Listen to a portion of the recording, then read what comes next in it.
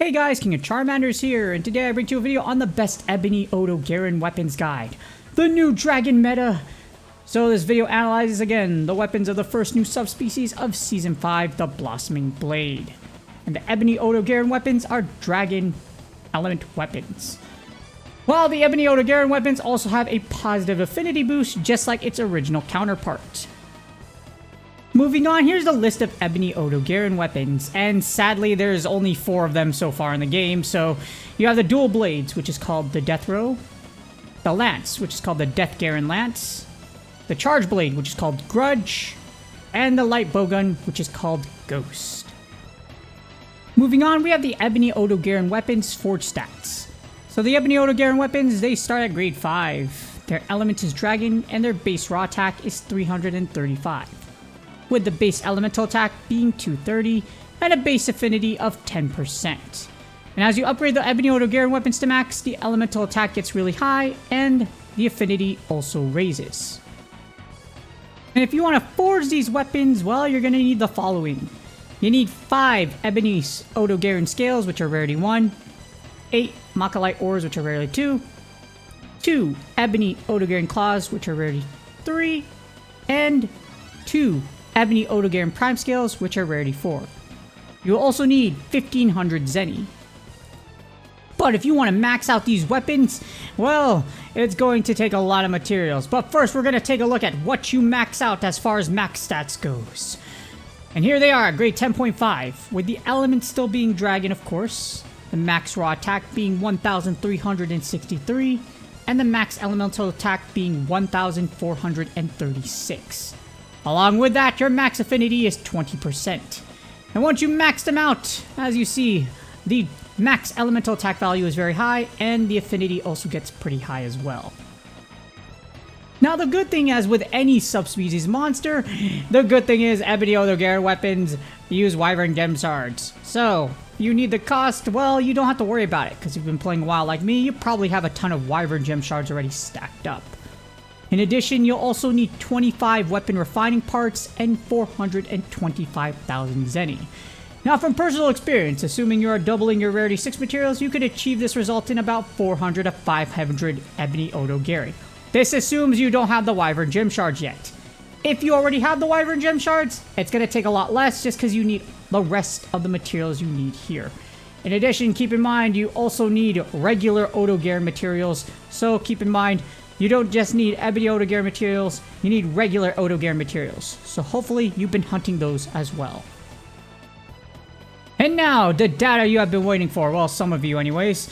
We have the damage comparison. So, starting off with melee. Here we take a look at all the dragon monster melee types as of Season 5. And as we see per the data, Nergigante is still the strongest. Well, it's an Elder Dragon. However, if you look right behind it, Ebony Odogaron actually takes number 2 spot in terms of pure damage. So again, this is just pure damage in addition with the affinity boost from Ebony Odogaron. It's important to note though, that this doesn't take into consideration the unique skills that Devil Joe weapons have. For example, Devil Joe dual blades have burst level 2 at grade 8. So that would make that, if you factor that in, better than the Ebony Odogaron weapons. But yes, it's just assuming you don't have the equipment skills, is just base. But number 2 is still pretty good if you're just looking at pure melee weapons. But just remember, there's only 3 weapon types as far as melee goes for Ebony Odogaron, and sadly, not every weapon type has an Ebony Odogaron counterpart. And just like we just analyzed the melee data, well, it only has 1 ranged weapon, which is the light bowgun. Here's the dragon monster types, light bowgun damage comparison. And taking a look at all the dragon monster light bowgun types of Season 5, you see that Devil Joe is actually the strongest because of its ammo types. And sadly, Ebony Odogaron is dead last, but is arguably the most accessible dragon light bowgun out of this list despite being a subspecies. That's because Devil Joe, you have to get them through invasions, and of course Nergigante is an Elder Dragon. However, considering that we haven't had a new dragon type for a while, you might have either one of these weapons maxed out.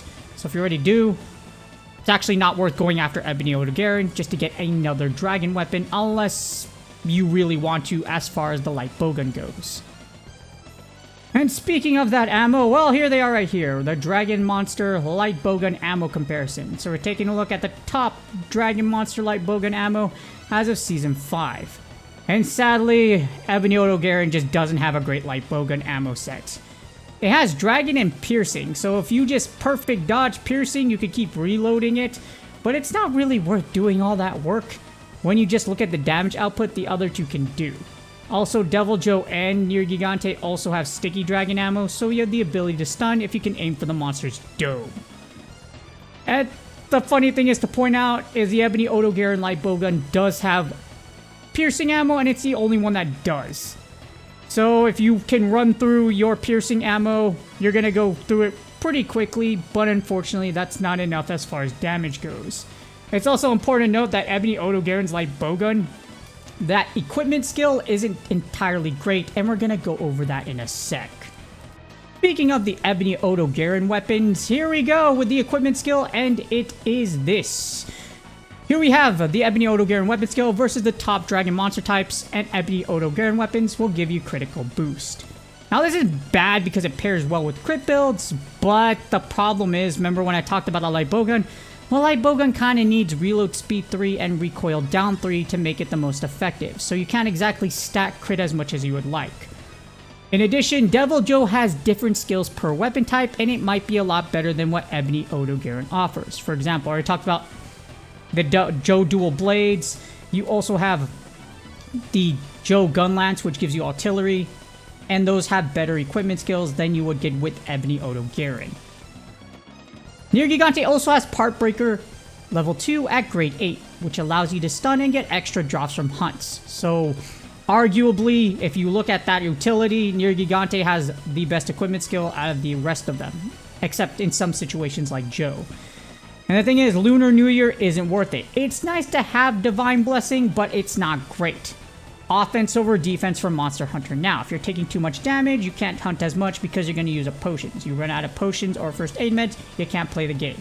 You have to wait. So, defense versus offense, again, Lunar New Year, not worth it unless you already have one of these maxed out, one of your dragon weapons, and you're just building it for fun. You roll worse luck, something so bad's gonna happen that it'll cancel out everything good that's happened to us. Yeah, but there's only a 1 in 20 chance of that, right? Yeah, sadly, those odds are true sometimes. You know, you try to get a drop. Thankfully, you don't have to worry about Wyvern Gem Charge for Ebony Odogaron, but literally everything else has had a rarity 6. At least that's really good. Unless you're going after Black Diablo's bow, then that thing's just good regardless. But yeah, hopefully none of your luck's being cancelled, and you're getting all the Ebony Odogaron and whatever you need for whatever materials right away. Now, speaking of that, it can be powerful in the right build as far as the overall analysis on the Ebony Odogaron weapons, but it's not worth breaking your back over. No, seriously, it's a subspecies. At this point, unless you are a new player, Devil Joe weapons can be much better overall because of the equipment skill. That doesn't mean they're easy to go after all, Devil Joe's an invasion monster. But it's likely you either have one of the two, you have Nier Gigante or Devil Joe already maxed, unless you're a newer player. And speaking of Nier Gigante, unless you're crazy like me and have a max Nier Gigante bow, there is no reason for you to go after the Ebony Odogaron weapons. It's hard, yes, but I've done it. I've done it over a weekend, and a lot of people don't like it that someone is that crazy. But I'm not the only crazy person out there. There are other crazy people as well, just like you, or the other Japanese players over there that are absolutely insane. I have mad respect for them. But yeah, overall, unless you really want the melee weapon, again, not worth breaking your back over, especially if you already have one of the top two, which is Joe or Nier Gigante maxed out. And hopefully this video helps you decide whether or not you want to invest in the Ebony Odogaron weapons. Ebony Odogaron is a subspecies, so look for it to return in future events. It's really not hard to do. You know, I'm surprised I could still do the number crunching, and it's really that easy. But no, if you already have max weapons and you've done some number crunching yourself, you probably already know these are good, unlike some people. Anyways, please do me a huge favor. Like, subscribe, and comment for YouTube algorithm. Good luck on your grinds, and I will see y'all on the next video.